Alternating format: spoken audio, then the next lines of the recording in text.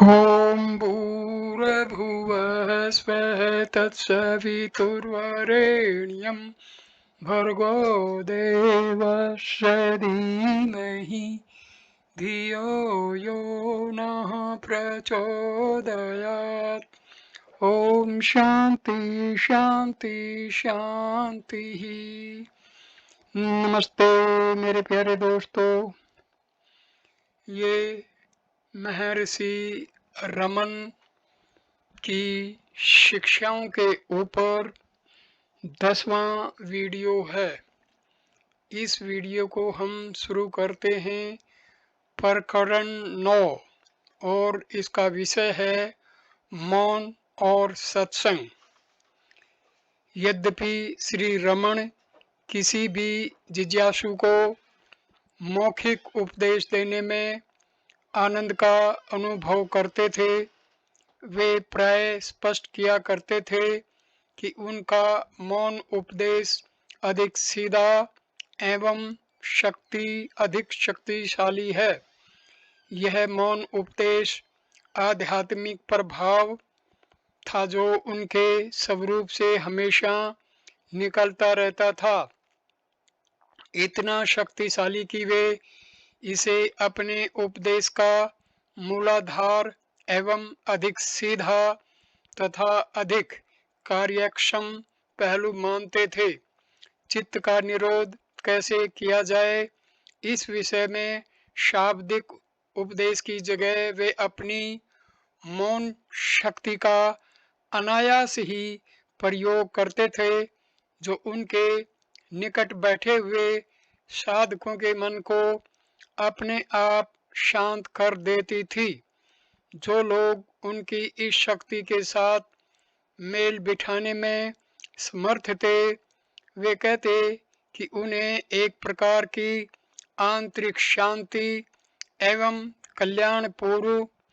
कल्याणपूर्ण निर्भयता का अनुभव होता है। कुछ परिपक्व चित्त वाले भक्तों को तत्काल आत्मानुभव भी होता था। भारत में इस प्रकार की उपदेश पद्धति अति प्राचीन काल से चली आ रही है। श्री दक्षिणामूर्ति इसके प्रसिद्ध प्रतिपादक माने जाते हैं। स्वयं महेश्वर शिव इस रूप में प्रकट हुए थे और 4 मुमुक्षु मुनियों को अपनी मौन शक्ति से आत्मा का साक्षात्कार कराया था।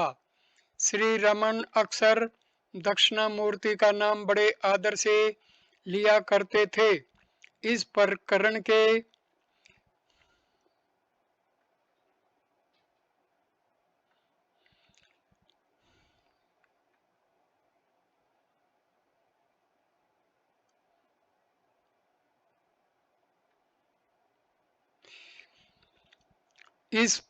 के कई वार्तालापों में उनका उल्लेख आता है।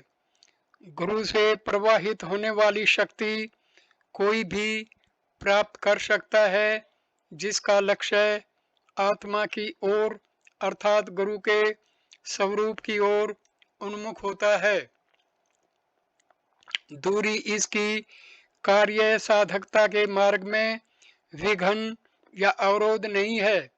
इसे प्राय सत्संग कहा जाता है, जिसका मुख्य अर्थ सद्वस्तु के साथ संपर्क है।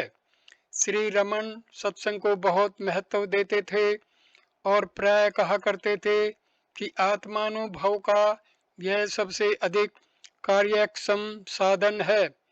परंपरागत रूप से किसी आत्मनिष्ठ सिद्ध महात्मा के शारीरिक सानिध्य में रहना सत्संग कहा जाता है, लेकिन श्री रमन इसकी बहुत विशद व्याख्या करते थे।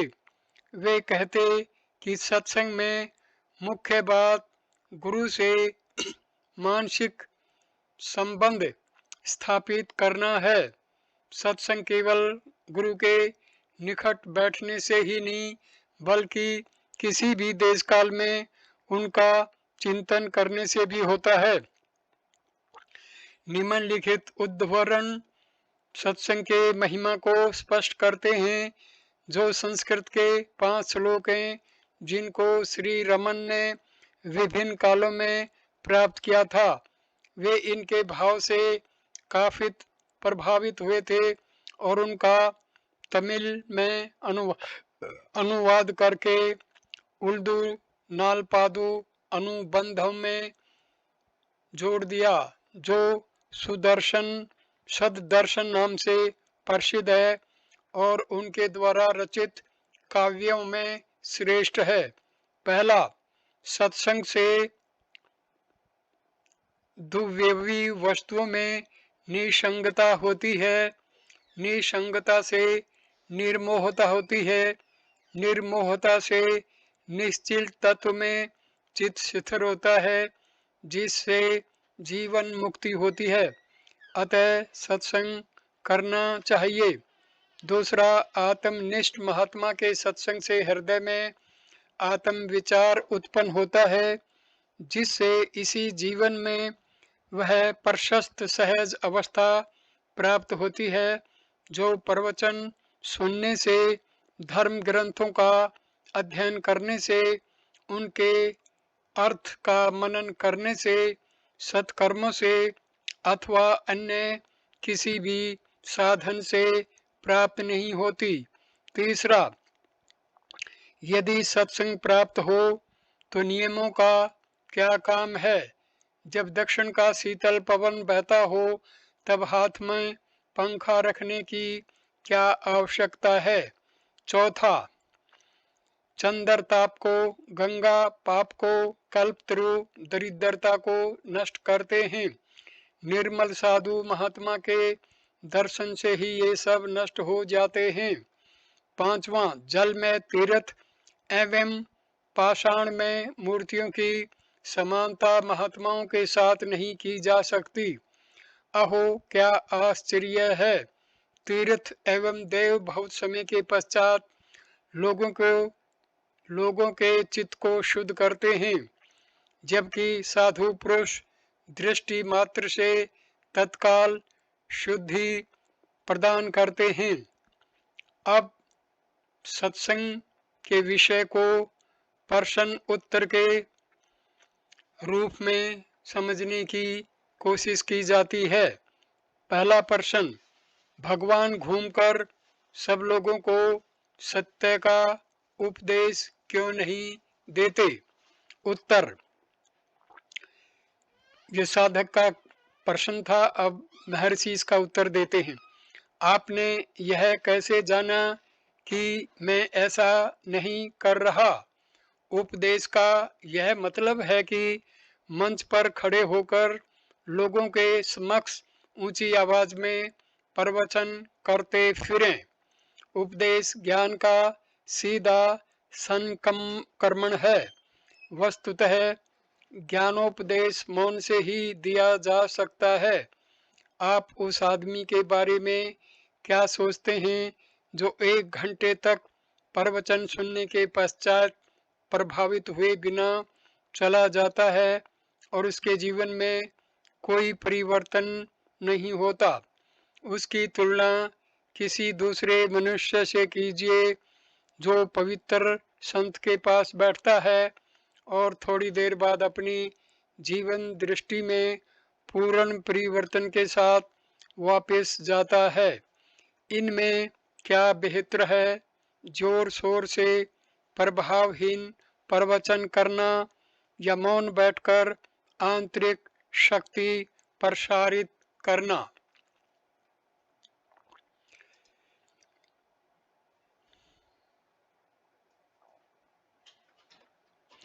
दूसरे, वाणी कैसे उत्पन्न होती है। प्रथम अमूर्त ज्ञान है, उसमें से अहंकार उत्पन्न होता है जो विचार को जन्म देता है और विचार से मौखिक शब्द उत्पन्न होता है। इस प्रकार शब्द मूल स्रोत का परपौत्र है। यदि शब्द असर करता है तो आप ही निर्णय कीजिए कि मौन उपदेश कितना प्रबल होना चाहिए। प्रश्न, मौन इतना शक्तिशाली किस प्रकार होता है। उत्तर, सिद्ध पुरुष आध्यात्मिक प्रभाव की तरंगें प्रसारित करता रहता है जो कई जिज्ञासु मनुष्यों को उसकी ओर आकृष्ट करती हैं। वह चाहे गुफा में बैठा हो और पूर्ण मौन रखता हो, उसका प्रभाव अमोघ होता है। हम सत्य पर प्रवचनों को सुनकर विषय को समझे बिना ही वापस चले आते हैं, लेकिन किसी आत्मनिष्ठ महात्मा के संपर्क में आने से चाहे वह कुछ भी न कहे, सत्य के विषय में बहुत अधिक समझ हमें प्राप्त होती है।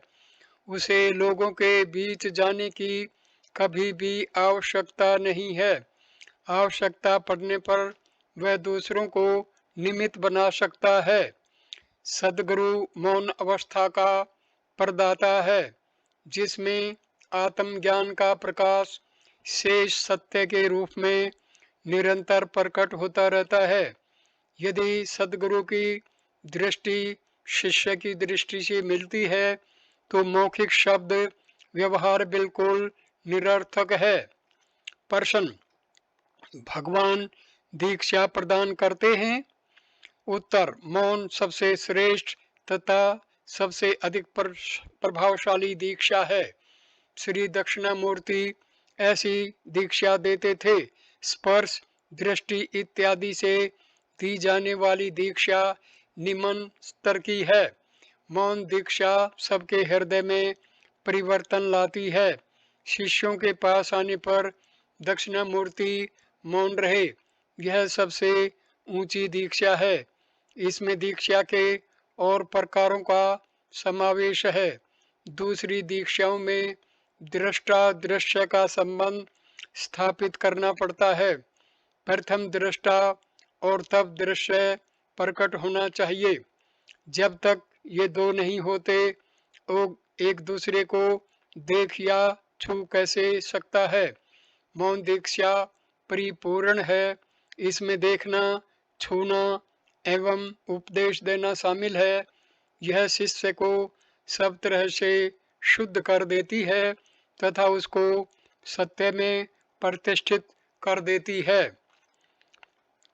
प्रश्न: स्वामी विवेकानंद कहते हैं कि सद्गुरु शिष्य में आध्यात्मिकता का संक्रमण कर सकता है। उत्तर: क्या इसमें किसी पदार्थ का हस्तांतरण किया जाता है? संक्रमण का अर्थ है शिष्य भाव का उन्मूलन। सद्गुरु ऐसा करता है।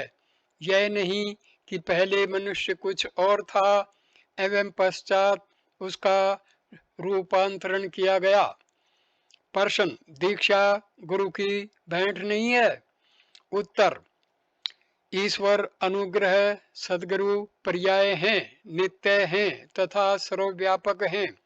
क्या आत्मा पहले से ही शिष्य के अंदर नहीं है? क्या सद्गुरु अपनी दृष्टि से आत्मा का दान करता है? यदि कोई गुरु ऐसा सोचता है तो वह सद्गुरु कहलाने योग्य नहीं है। ग्रंथों में कई प्रकार की दीक्षाओं का वर्णन है। हाथ के स्पर्श से, दृष्टि से इत्यादि। ग्रंथों में यह भी लिखा है कि गुरु अग्नि, जल एवं मंत्रों से कुछ विधि करता है और इन विचित्र प्रक्रियाओं को दीक्षा कहा जाता है। जैसे गुरु की ऐसी प्रक्रियाओं के पश्चात ही शिष्य में पात्रता उत्पन्न होती है। यदि व्यक्ति को ढूंढा जाए तो वह कहीं नहीं मिलेगा। सद्गुरु ऐसे होते हैं। दक्षिणामूर्ति ऐसे सद्गुरु हैं। उन्होंने क्या किया? उनके सम्मुख जब शिष्य आए तो वे मौन थे। वे मौन ही रहे और शिष्यों के संशय मिट गए, अर्थात उनका व्यक्तित्व लुप्त हो गया। यह ज्ञान है, न कि उसके साथ सामान्यतया जुड़ा हुआ शब्द जाल। मौन सबसे अधिक शक्तिशाली कर्म है। शास्त्र कितने ही विशाल तथा शब्द भार युक्त हों, वे कार्य साधकता की दृष्टि से सफल नहीं हैं।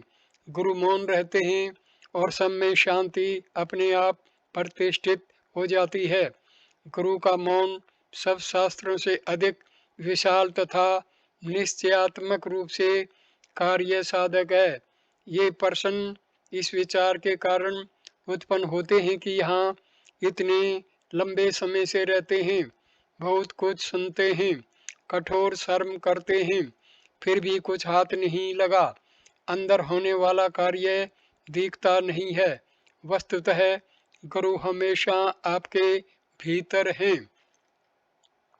प्रश्न: गुरु का मौन आध्यात्मिक चेतना की उच्च भूमिकाएं उत्पन्न करता है।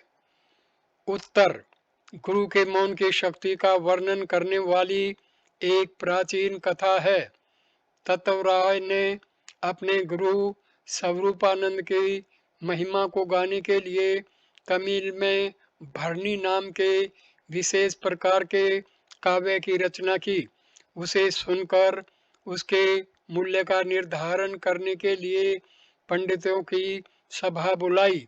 विद्वानों ने यह कहकर उसका विरोध किया कि भरणी ऐसे महान वीरों की प्रशंसा में ही लिखी जाती है जो युद्ध में 1000 हाथियों को मारने का सामर्थ्य रखते हों।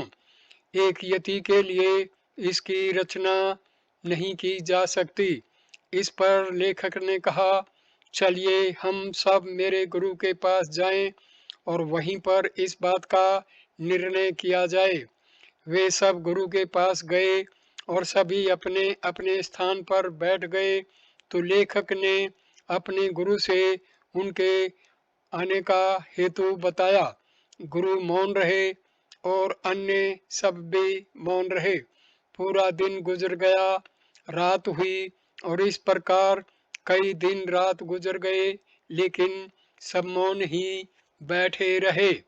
उनमें से एक में भी कोई विचार उत्पन्न नहीं हुआ और किसी ने वहां आने के प्रयोजन का बयान नहीं किया, नहीं किसी ने कुछ पूछा। इस प्रकार 3-4 दिन व्यतीत होने के पश्चात गुरु ने अपने चित्त को थोड़ा सा स्पंदित किया। तब वहां बैठे हुए सब लोगों में तुरंत ही विचार प्रक्रिया शुरू हो गई।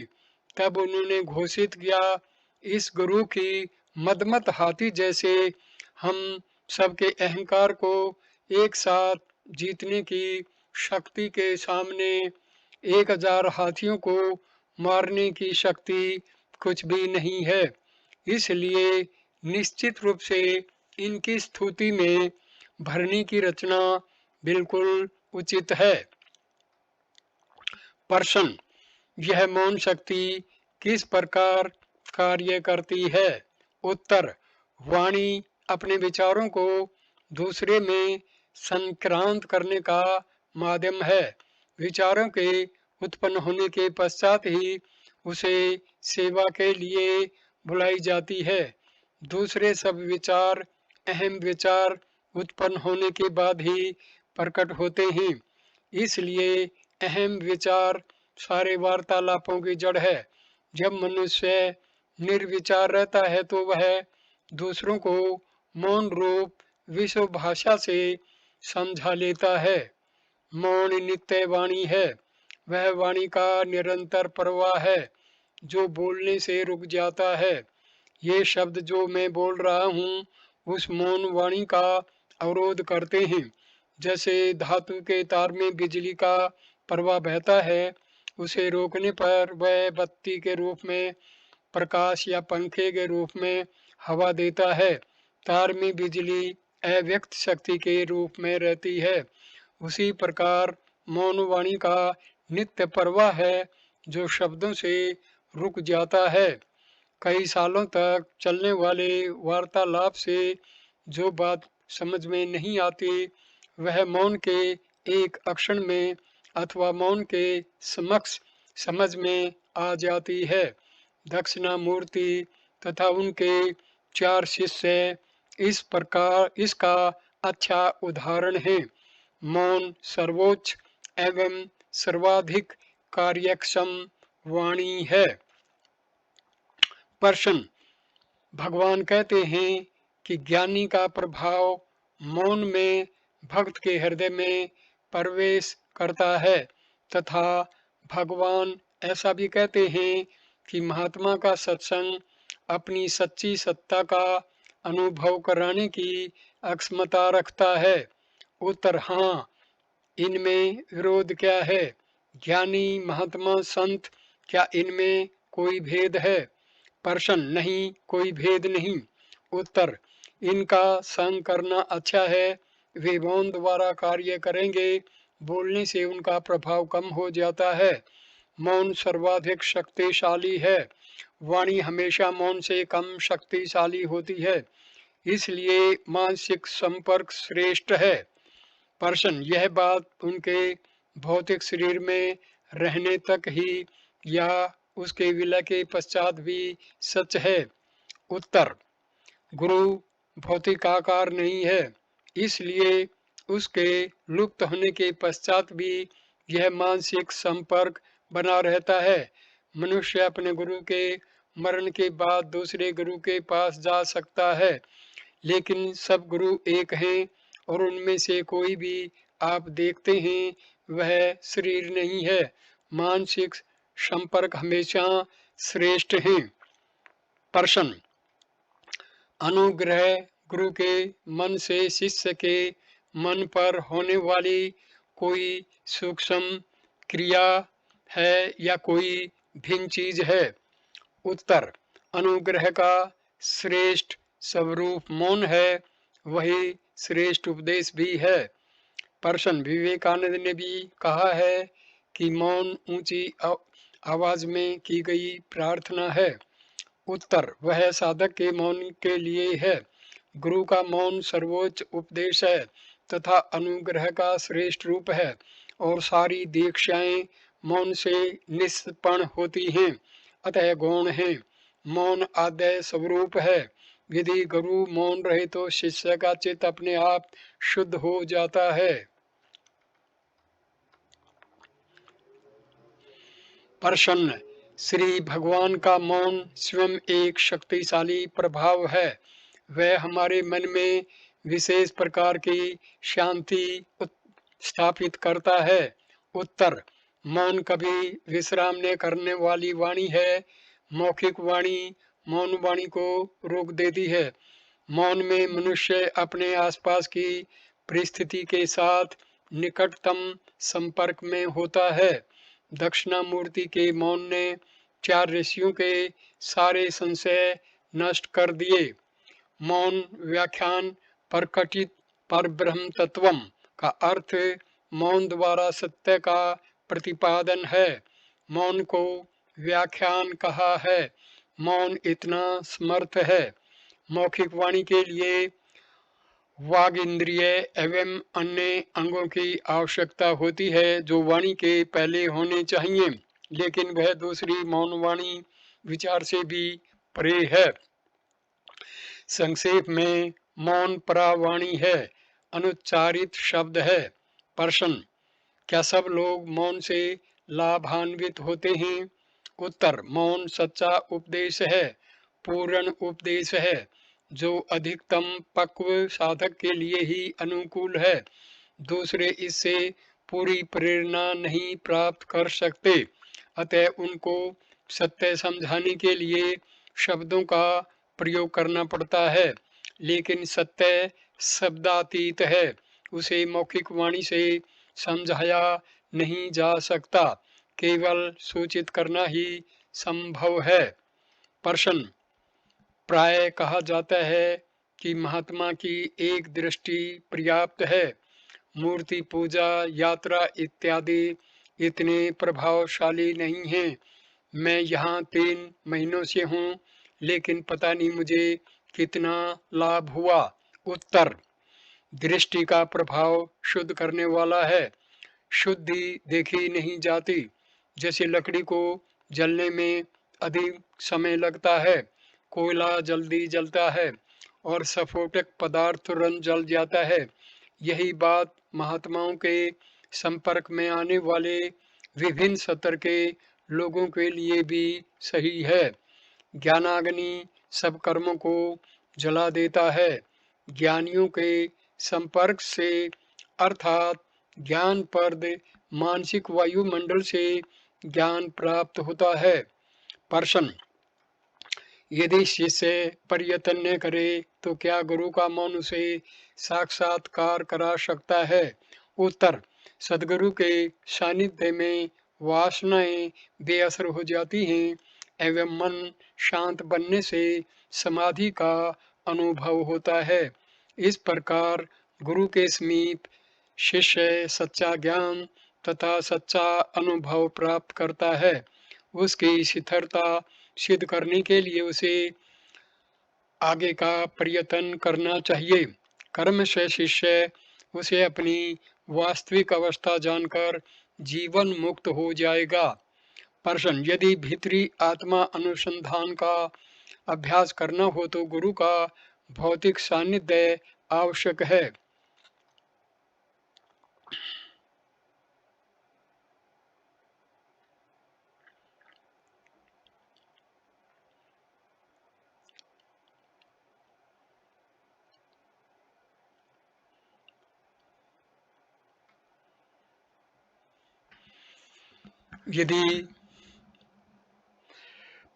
यदि शिष्य प्रयत्न न करे तो क्या गुरु का मौन उसे साक्षात्कार करा सकता है? उत्तर, सदगुरु के सानिध्य में वासनाएं बेअसर हो जाती हैं एवं मन शांत बनने से समाधि का अनुभव होता है।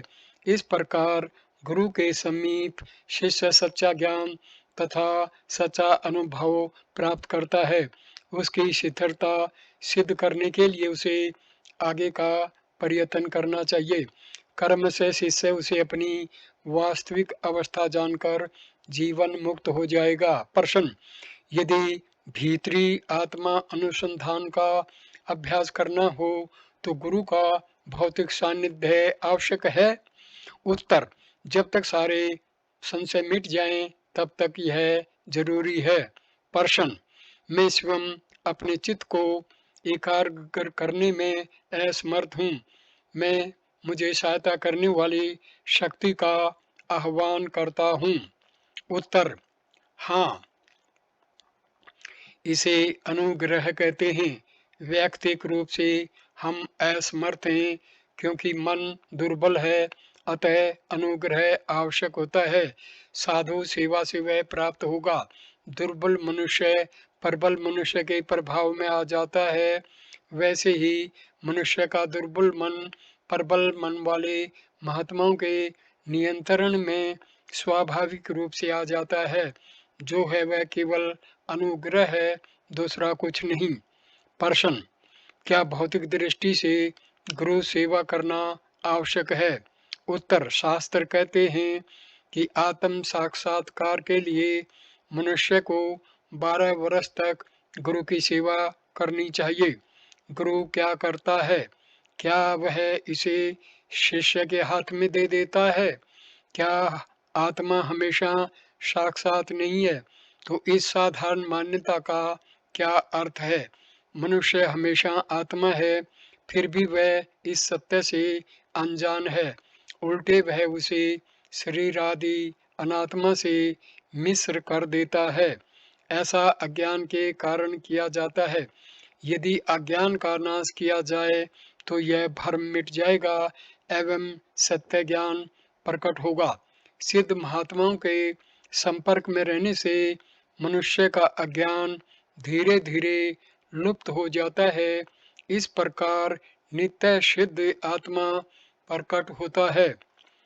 प्रश्न, आप कहते हैं कि सत्संग तथा गुरु सेवा करना शिष्य के लिए जरूरी है। उत्तर, हाँ, सत्संग का अर्थ है अव्यक्त सद्वस्तु अर्थात पूर्ण सत्ता के साथ संपर्क स्थापित करना। लेकिन चूंकि बहुत कम लोग ऐसा कर सकते हैं, उन्हें दूसरी पद्धति अर्थात प्रकट सदगुरु के साथ सत्संग करने की अपनानी चाहिए। संतों के साथ संग इसलिए करना चाहिए कि विचार हठ पूर्वक आते रहते हैं। ज्ञानी ने मन का निग्रह किया है और शांति में प्रतिष्ठित हो गया है, उसके निकट रहने से दूसरों को भी ऐसी ही शिथिलता प्राप्त करने में सहायता मिलती है, अन्यथा उसका संग करना निरर्थक है। गुरु अदृश्य रूप से इसके लिए शक्ति देता है। मुख्य रूप से आत्मा में रहना सेवा है, लेकिन इसमें गुरु के शरीर की सुख सुविधा की व्यवस्था करना तथा उसके निवास स्थान की देखभाल करने का समावेश है। गुरु से संपर्क करना भी आवश्यक है, लेकिन यह संपर्क आध्यात्मिक प्रकार का है। यदि शिष्य गुरु को अपने भीतर पाता है तो वह कहीं भी जाकर रह सकता है। यहाँ रहना और अन्यत्र रहना समान है तथा समान रूप से कार्य साधक है, ऐसा अवश्य समझना चाहिए। प्रश्न: व्यवसाय के कारण मुझे मेरे कार्य के स्थान के पास रहना जरूरी है। मैं साधु संग में नहीं रह सकता। सत्संग के अभाव में भी क्या मैं आत्मा अनुभव कर सकता हूँ? उत्तर: सत्य अहम प्रत्यय सार है, अर्थात सब जीवों की आत्मा है। साधु सब जीवों की आत्मा है, वह सब में व्यापक है। क्या कोई आत्मा के बिना रह सकता है? इसलिए कोई भी सत्संग से दूर नहीं है।